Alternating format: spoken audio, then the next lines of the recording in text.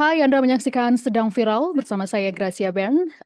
Teman-teman liputan 6, sejumlah wilayah di Sumatera Utara, Aceh, dan Sumatera Barat dihantam banjir dan longsor hingga menenggelamkan dan menghilangkan sejumlah desa. Isu perusakan lingkungan dan alih fungsi lahan menjadi salah satu faktor yang memperparah kondisi ini.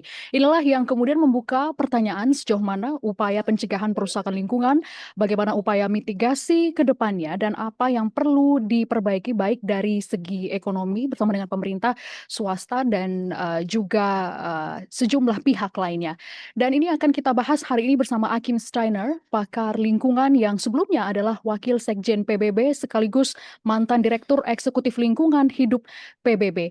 Recently, deadly floods in Asia, including Sumatra Island, have sparked intense debate. Environmental groups blame mining, logging, and palm oil expansions for deforestation, increasing flood risk, and log debris, while Indonesia's President Prabowo Subianto defends palm oil as vital for the economy and energy, pushing for more plantations despite ecological concerns and creating a clash between ecological disaster impacts and economic priorities. We're going to talk about this with Akim Steiner. Mr. Akim, what is the most realistic strategy for developing countries like Indonesia to balance economic needs such as palm oil exports with commitments to reducing deforestation and carbon emissions? What do you think about it? Well, I think, first of all, in the short term, it is to, through the lens, for instance, of a Ministry of Finance, to do an accurate assessment of the costs and benefits of each sector. I think we have often entered a sector because it is a very significant part of an economy or a global marketplace. But what has become more and more obvious in the last decades is that the ecological cost of practicing what can often be described as an extractive economy actually starts affecting the GDP of a country. Once you start looking at that, you can first of all begin to mitigate some of the negative impacts. You can also put the kind of regulations in place that avoid a kind of ignorant and blind destruction of nature. But let us be clear, palm oil is today a very significant part of virtually every human being's consumption. There are two countries in the world that dominate this market. Indonesia is one of them. So it is a backbone of Indonesia's economy, including for smallholder farmers, but it doesn't have to be a destructive industry. And I think this is where the palm oil industry has taken perhaps too long sometimes to work with governments, with markets, to create the incentives to move towards a less destructive, and particularly not to expand the footprint of that industry into even more vital ecological areas. Okay, if we talk about the energy transitions, of course, cannot happen overnight.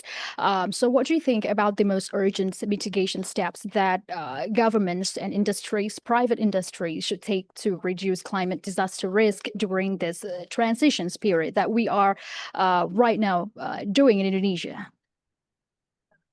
Well, first of all, I think what has become evident just in the last 10 years is that this scenario that moving towards a cleaner energy matrix is somehow a way of slowing down development simply doesn't hold anymore.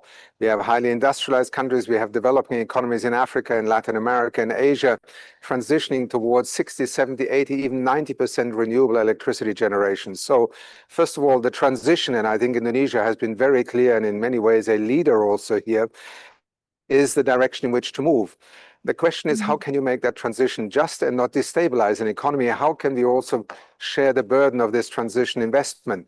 Much of what is being negotiated internationally at the moment is woefully inadequate in terms of a co-investment strategy.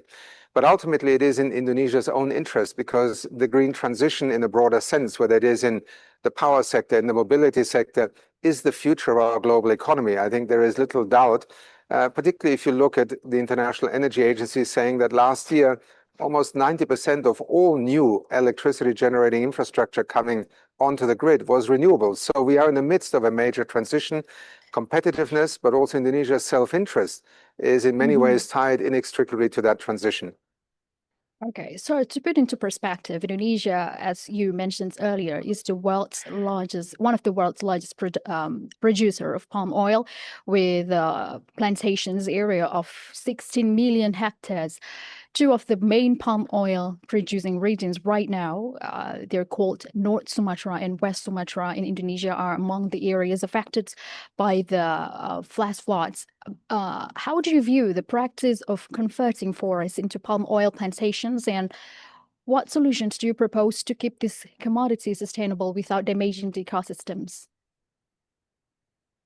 Well, first of all, I think even many in the palm oil industry have recognized that global markets are becoming far more discriminatory in the sense of, is a product really destroying nature? Is it a liability for humanity? And frankly, also in Indonesia, every citizen should be concerned that in supplying a global marketplace with cheap palm oil, but in the course of that, destroying the ecological infrastructure of one's own country is not in the interests either of Indonesians nor of a global marketplace. So sustainability criteria, intensification of palm oil plantations, very clear rules to not further expand into forest areas, rehabilitation of landscapes, ecological restoration. All these are measures that can reduce, first of all, the footprint of the palm oil industry. And if it doesn't do so, the world will sooner or later move on to another alternative product. So the sustainability and the footprint, ecologically speaking, as much as its economic investments, are now central variables of a future palm oil global marketplace and also of the industry itself. Okay, so let's talk about other topics. At the moment, more than 900 people have died due to the floods. 291 are missing. Over 3.2 million people of Indonesian affected, and entire communities are left underwater. There is public pressure to declare the floods a national emergency disaster, but somehow the government never declared it, insisting the situations remained manageable. In your opinion, when can a country recognize national disaster status? Well, first of all, let me say that my heart goes out to Indonesia and to all Indonesian citizens. What I have watched over the last few days on television sets shouldn't be happening in our world of the 21st century. And yet it is not only in Indonesia. It happened a few years ago in Germany, a community washed out literally in 2 hours with 30 billion euros in damage in one area. These extreme weather events in Spain, in Pakistan, a country that has been flooded, a third of its country twice in 10 years, and again this year. What we are seeing is the consequences of a world that does not, in a sense, recognize the rapidly evolving threat scenario that emanates from climate change unaddressed. Now, beyond that, let me not offer any comments on the particular criteria that may apply in Indonesia in declaring a national emergency. This is very much something I am not an expert on from a distance. Yeah. But what is quite evident is that a government and a society in not only Indonesia, but many countries is struggling today to deal with the cost and the impact of these extreme weather events. And certainly emergency preparedness, disaster preparedness strategies rapidly need to reconfigure themselves and actually accommodate a very different scale of destruction that is coming with climate change unaddressed. Okay, so my last questions for our interesting conversations. What form of collaborations between the government, businesses, and civil society would be ideal, according to you, to accelerate the transition to clean energy while also ensuring continued forest protections?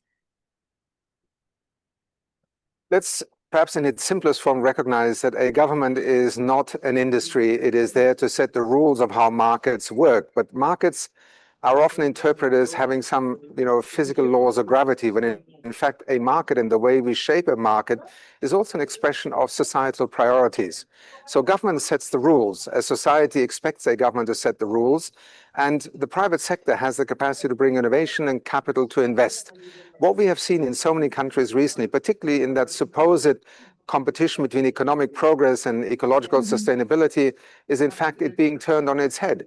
China has in 20 years developed an automotive industry that is today an electric mobility industry.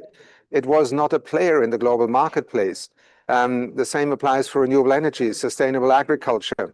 And I think NGOs and essentially the expression of citizens' views is both to advocate for a view that is responsible to future generations, that is just and fair, and that holds governments and private sector accountable. But it is in the way that the three act together that the most successful economies today are in fact making these transitions possible. Okay, thank you very much, Mr. Akim Steiner, for your time. It's great to have you here. Once again, thank you very much for joining us, Liputan Amesti TV. Dan itu adalah wawancara kami bersama dengan Akim Steiner, pakar lingkungan yang sebelumnya adalah Wakil Sekjen PBB, sekaligus mantan Direktur Eksekutif Lingkungan Hidup PBB. Ada sejumlah hal yang disoroti oleh beliau terkait dengan penanganan dari banjir dan juga bagaimana sektor swasta dan pemerintah bisa berkolaborasi agar hal serupa deforestasi tidak terjadi. Jangan lupa saksikan informasi lainnya dan wawancara menarik kami lainnya di Liputan SCTV. Saya Gracia Ben. Sampai jumpa.